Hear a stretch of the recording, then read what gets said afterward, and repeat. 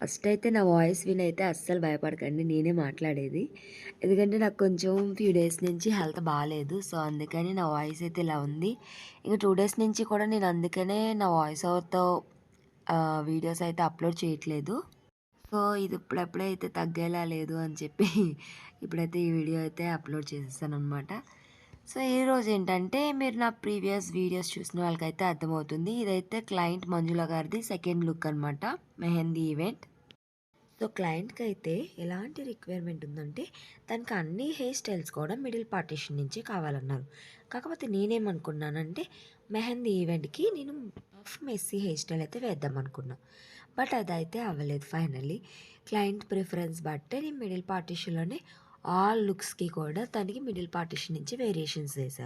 So, ఇదైతే mehndi event కాబట్టి మనకి హెయిర్ స్టైల్ అనేది ఎక్కడా డిస్టర్బ్‌గా ఉండకూడదు కాబట్టి నేనైతే తనకి ప్రిఫర్ చేసుకున్నది బ్యాక్ పార్టిషన్‌లో పోనీ హెయిర్ స్టైల్ అయితే ప్రిఫర్ చేసుకున్నాను.